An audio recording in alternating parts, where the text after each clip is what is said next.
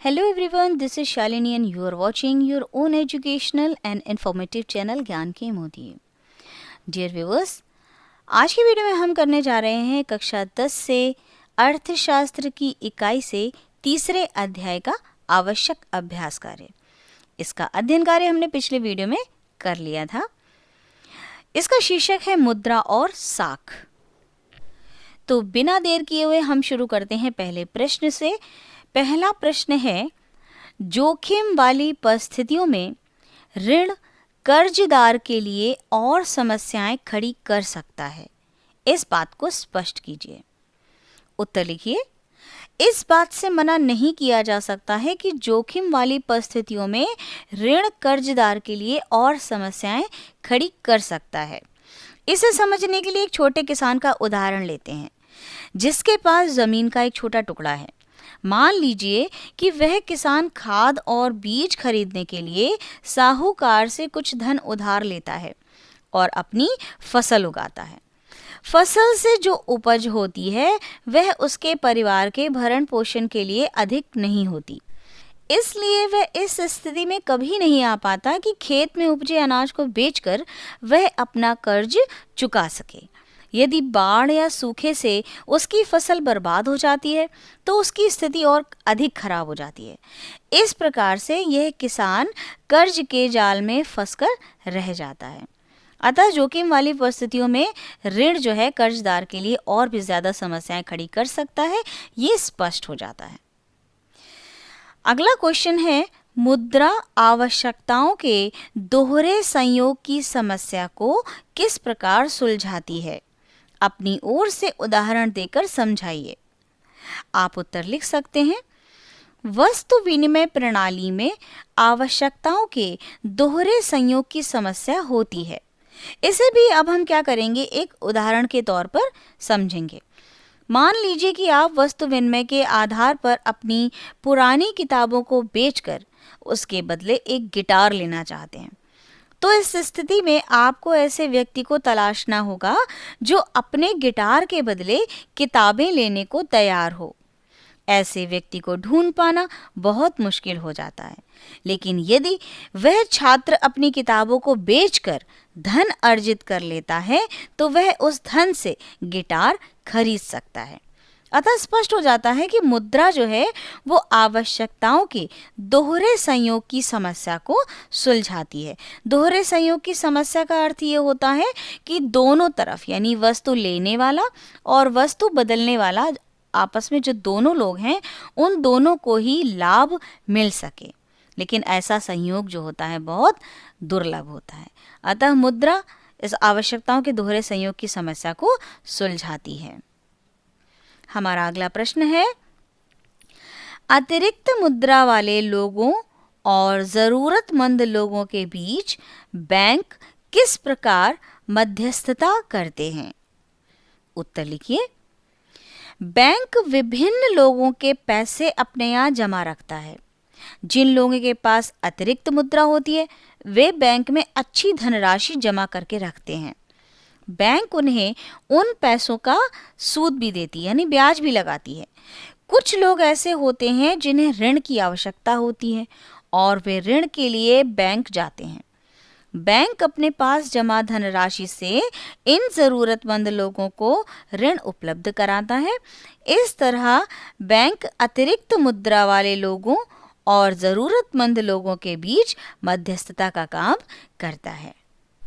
अब ये काम हम तो नहीं कर सकते कि हमारे पास अतिरिक्त धन है और जो गरीब व्यक्ति हैं, जो ज़रूरतमंद हैं, उनको हमने जाकर दे दिया।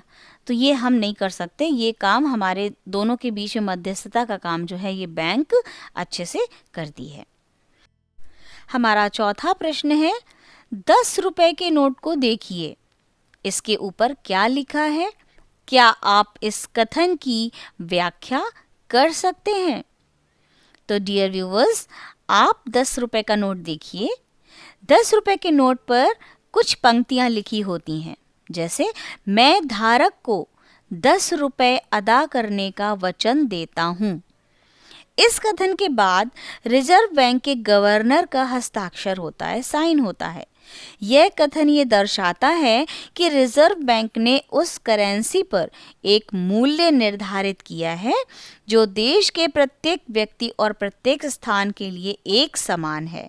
ऐसा नहीं हो सकता कि स्थान बदल जाए तो उसका मूल्य बदल जाएगा। हमारे पूरे भारत में 10 रुपए के नोट का मूल्य 10 रुपए ही है।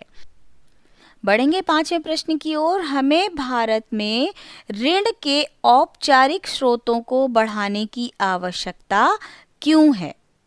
यहाँ पर दूसरा प्रश्न ये भी हो सकता है कि हमें भारत के ऋण के अनौपचारिक स्रोतों को कम करने की आवश्यकता क्यों है? अनौपचारिक स्रोत कम हो जाएं और औपचारिक स्रोत बढ़ जाएं, ऐसा क्यों ज़रूरी है? तो उत्तर लिखिए। भारत में लगभग 48% ऋण अनौपचारिक स्रोतों से आता है। मैंने आपको पिछले वीडियो में यानी इसी अध्याय के अध्ययन कार्य में बताया था कि अनौपचारिक स्रोत कौन कौन से होते हैं और औपचारिक स्रोत कौन कौन से होते हैं। औपचारिक स्रोतों के अंतर्गत आती है बैंक और सहकारी समिति आदि, और अनौपचारिक स्रोतों के अंतर्गत आता है साहूकार, हमारे रिश्तेदार, दोस्त आदि। तो भारत के लगभग 48% ऋण अनौपचारिक स्रोतों से आता है, जो औपचारिक स्रोतों की तुलना में अधिक है। कुछ लोग ऐसे हैं जिनकी पहुंच औपचारिक स्रोतों तक नहीं है। ऐसे लोग क्या करते हैं? साहूकार के चक्कर में फंस जाते हैं, जो गरीबों को दबाने के लिए कई तरह के हथकंडे अपनाते हैं। अक्सर आपने ऐसा मूवीज वगैरह में या नाटक वगैरह में देखा होगा। ऐसे लोगों को गरीबी के कुचक्र से निकालने के लिए उन तक ऋण के औपचारिक स्रोतों को पहुंचाना आवश्यक होता है। इससे गांव और दूर दराज के इलाकों में बसे ग्रामीणों की सामाजिक और आर्थिक स्थिति को सुधारने में मदद मिलेगी। इसके अतिरिक्त बैंकों को अपने ऋण के आधारभूत ढांचे में कुछ मूलभूत परिवर्तन की ओर ध्यान देना होगा, जिससे अधिक से अधिक लोगों की पहुंच बैंकों तक बन पाए। अगला प्रश्न है, गरीबों के लिए स्वयं सहायता समूहों के संगठनों के पीछे मूल विचार क्या है? अपने शब्दों में व्याख्या कीजिए। उत्तर लिखिए। स्वयं सहायता समूहों का गठन ऐसे गरीबों के लिए किया जाता है जिनकी पहुंच ऋण के औपचारिक स्रोतों तक नहीं है। इनके द्वारा लिए गए ऋण की राशि इतनी कम होती है कि ऋण देने में आने वाले खर्चों की वसूली भी नहीं हो पाती है। अशिक्षा और जागरूकता के अभाव में उनकी समस्या और बढ़ जाती है। स्वयं सहायता समूह ऐसे लोगों का छोटा ऋण देते हैं, ऐसे लोगों को, ताकि उनकी आजीविका चलती रहे। इसके अतिरिक्त स्वयं सहायता समूह ऐसे लोगों में ऋण अदायगी की भी आदत डालता है। तो गरीबों के लिए स्वयं सहायता समूह के संगठनों का जो पीछे मूल विचार थे वो ये हैं कि गरीबों को उतना ऋण दे दो ताकि उनकी आजीविका भी आराम से चलती रहे और उनके अंदर ऋण अदायगी की भी आदत बढ़ जाए। अगला प्रश्न है, क्या कारण है कि बैंक कुछ कर्जदारों को कर्ज देने के लिए तैयार नहीं होते हैं? उत्तर लिखिए। कोई भी बैंक किसी व्यक्ति की ऋण अदायगी की क्षमता के आधार पर ऋण देता है। वो ये देख लेता है पहले कि व्यक्ति की ऋण अदायगी यानी ऋण वो वापस करेगा उसकी क्षमता है या नहीं, इसलिए जो है वो उसकी क्षमता के आधार पर ऋण देता है। साख के अभाव वाले व्यक्तियों को भी बैंक से ऋण प्राप्त नहीं हो पाता है। बैंक किसी भी जोखिम वाले काम के लिए ऋण नहीं देते, इसलिए बैंक कुछ चुनिंदा लोगों को ही ऋण देते हैं। सरल शब्दों में हम कह सकते हैं कि बैंक उन्हीं कर्जदारों को ऋण देते हैं जिनमें ऋण अदायगी की क्षमता होती है। अगला प्रश्न, भारतीय रिजर्व बैंक अन्य बैंकों की गतिविधियों पर किस तरह नज़र रखता है? यह ज़रूरी क्यों है? या इसके दूसरा प्रश्न भी हम लिख सकते हैं कि भारतीय रिजर्व बैंक के कार्यों का वर्णन कीजिए। दोनों तरीके से प्रश्न आ सकता है एग्जाम में, इसका उत्तर एक ही है। लिखिए, भारतीय रिजर्व बैंक भारत का केंद्रीय बैंक है। यह भारत के बैंकिंग क्षेत्र के नीति निर्धारण का कार्य करता है, यानी सभी बैंकों की पॉलिसीज को निर्धारित करता है। किसी भी लेन देन से बैंक की किसी भी अर्थव्यवस्था पर अधिक प्रभाव पड़ता है, इसलिए बैंकिंग क्षेत्र के लिए सही नियम और सही कानून बनाने की आवश्यकता पड़ती है। बैंकों की कार्यप्रणाली को नियंत्रित करके रिजर्व बैंक न केवल बैंकिंग और फाइनेंस को सही दिशा में ले जाता है, बल्कि पूरी अर्थव्यवस्था को भी सुचारू ढंग से चलाने में मदद करता है। तो भारतीय रिजर्व बैंक का कार्य बहुत ही ज़्यादा महत्वपूर्ण कार्य है। इसके अतिरिक्त भारतीय रिजर्व बैंक ऋणों के औपचारिक स्रोतों की कार्यप्रणाली पर भी नजर रखता है, जो निम्नलिखित हैं। भारतीय रिजर्व बैंक ध्यान रखता है कि बैंक वास्तव में नकद शेष बनाए हुए है कि नहीं। भारतीय रिजर्व बैंक इस बात पर भी नजर रखता है कि बैंक केवल लाभ अर्जित करने वाले व्यवसायियों और व्यापारियों को ही ऋण उपलब्ध तो नहीं करा रहे, बल्कि छोटे किसानों, छोटे उद्योगों, छोटे कर्जदारों इत्यादि को भी ऋण का लाभ मिल रहा है या नहीं मिल रहा है, इस बात पर भी नजर रखती है। समय समय पर बैंकों द्वारा भारतीय रिजर्व बैंक को यह जानकारी देनी पड़ती है कि वे कितना और किन को ऋण दे रहे हैं और ब्याज की दरें क्या हैं। तो आप समझ गए होंगे कि भारतीय रिजर्व बैंक का कार्य कितना महत्वपूर्ण है भारतीय अर्थव्यवस्था में। हमारा 9वां प्रश्न है, विकास में ऋण की भूमिका का विश्लेषण कीजिए। विकास में ऋण की अहम भूमिका होती है, जो निम्न प्रकार है। किसान ऋण से उर्वरक, बीज, कीटनाशक व मशीनों जैसे साधन खरीद सकते हैं, जो कि विकास करने के लिए अत्यधिक लाभकारी होते हैं और अत्यधिक आवश्यक भी हैं। व्यापारी तथा व्यवसायी अपने व्यापार को ऋण के माध्यम से बढ़ा सकते हैं। यदि उनको ऋण की सुविधा प्राप्त होती है तो अपने छोटे से कारोबार को एक बड़ा व्यवसाय बना सकते हैं।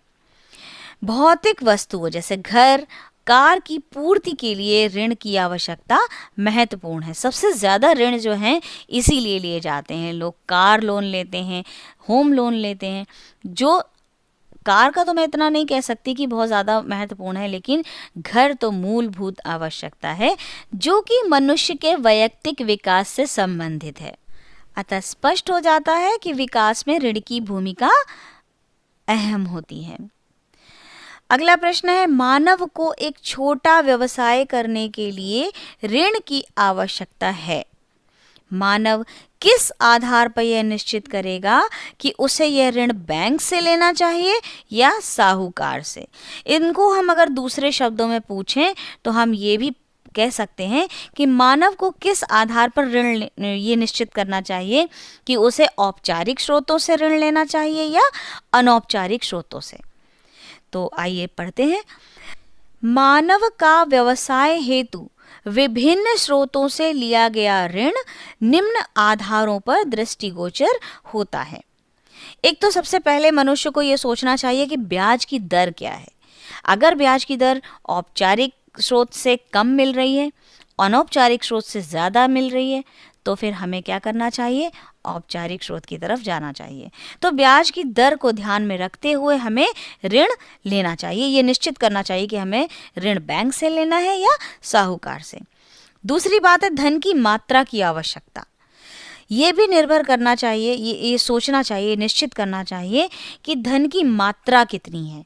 भाई अधिक से अधिक धन जो है अगर हम किसी साहूकार से ले लेंगे तो उस पर ब्याज भी तो हमें कितना देना पड़ेगा। तो हमें ये निश्चित करना चाहिए कि हम ये बैंक से ऋण लें तो ज़्यादा बेहतर होगा। समय अवधि, हमें ये निश्चित करना चाहिए समय अवधि कितनी हो। अगर बैंक अच्छी समय अवधि में कम ब्याज पर हमें अधिक से अधिक लोन दे देता है तो हमें बैंक की तरफ जाना चाहिए, ना कि साहूकार की तरफ। कर्ज लेने की विधि क्या है? मतलब कौन सा तरीका इस्तेमाल किया जा रहा है? भाई बैंक में तो सारे दस्तावेज जमा होते हैं, उस प्रकार से थोड़ा औपचारिक इसीलिए बोला जाता है। ऑफिशियली जब हम लोन लेते हैं तो कई हमें फॉर्मेलिटीज़ होती हैं जो पूरी करनी होती है। लेकिन जब हम अनौपचारिक तरीके से लेते हैं, किसी दोस्त से ले लिया या किसी रिश्तेदार से ले लिया या किसी साहूकार से ले लिया, तो हमें कौन सी विधि के अनुसार कर्ज मिल रहा है, हमें इस पर भी निश्चित करना चाहिए। दूसरा है कर्ज की शर्तें। बैंक की शर्तों के अनुसार और रिश्तेदार से लिए गए लोन के शर्तों के अनुसार हमें ये निश्चित करना चाहिए कि हम बैंक से ऋण लें या किसी दोस्त से या साहूकार से। और समर्थक ऋणाधार। समर्थक ऋणाधार हमारा क्या है, हमारे पास ऐसा क्या है जो हम ऋण के बदले में दे सकते हैं, एज ए सिक्योरिटी हमारे पास क्या है जो अगर हम बाई चांस लोन नहीं अदा कर पा रहे हैं तो उसके बदले में हम कुछ जमा कर सकें ताकि हमारा लोन चुकता हो जाए। तो ये कुछ ऐसे पॉइंट हैं जिन पर अगर विचार किया जाए तो हम ये निश्चित कर सकते हैं कि ऋण बैंक से लेना चाहिए या साहूकार से। अगला प्रश्न है, भारत के 80% किसान छोटे किसान हैं जिन्हें खेती करने के लिए ऋण की आवश्यकता होती है। बैंक छोटे किसानों को ऋण देने से क्यों हिचकिचा सकते हैं? वे दूसरे स्रोत कौन हैं जिनसे छोटे किसान कर्ज ले सकते हैं? उदाहरण देकर स्पष्ट कीजिए कि किस तरह ऋण की शर्तें छोटे किसानों के प्रतिकूल हो सकती हैं, उनके अनुकूल ना होकर प्रतिकूल हो सकती हैं। और सुझाव दीजिए कि किस तरह छोटे किसानों को सस्ता ऋण उपलब्ध कराया जा सकता है। आइए अब इन बिंदुओं पर हम चर्चा करेंगे। पहला बिंदु है कि बैंक छोटे किसानों को ऋण देने से क्यों हिचकिचा सकते हैं। उत्तर है, छोटे किसानों की साख कम होती है, यानी जो वो जमा करते हैं, जमा पूंजी उनकी कम होती है और उनके पास आवश्यक कागजातों का अभाव होता है, यानी उनके पास समर्थक ऋणाधार नहीं होता। अतः बैंक जो है उन्हें ऋण देने से हिचकिचा सकते हैं। दूसरा है, वे दूसरे स्रोत कौन हैं जिनसे छोटे किसान कर्ज ले सकते हैं? तो वे हैं जमींदार, व्यापारी या साहूकार। अब तीसरा पॉइंट है, उदाहरण देकर स्पष्ट कीजिए कि किस तरह ऋण की शर्तें छोटे किसानों के प्रतिकूल हो सकती हैं, कि जिन शर्तों पर उन्होंने ऋण लिया है वो अनुकूल ना होकर उनके प्रतिकूल हो सकती हैं। तो आइए देखते हैं। यदि कोई छोटा किसान कृषि कार्य हेतु ऋण लेता है तो उसके खेत की उपज इतनी नहीं होती कि वह फसल बेचकर परिवार का भरण पोषण कर ले और ऋण भी चुकता कर पाए। इसके बाद यदि कोई विपत्ति आ गई तो उसकी फसल बर्बाद हो जाती है, तो परेशानियां और अधिक बढ़ जाती हैं। ऐसे में किसान ऋण के जाल में ही फंसकर रह जाता है। यही होता है कि ऋण की शर्तें क्या थीं, लेकिन परिस्थितियां धीरे धीरे उस छोटे किसान के प्रतिकूल हो गई, अनुकूल ना होकर प्रतिकूल हो गई। तो कई समस्याएं हैं जो आगे बढ़ जाती हैं। अब सुझाव दीजिए कि किस तरह छोटे किसानों को सस्ता ऋण उपलब्ध कराया जा सकता है।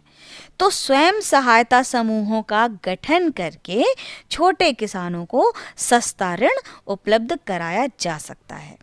अब स्वयं सहायता समूह है क्या, आइए समझते हैं।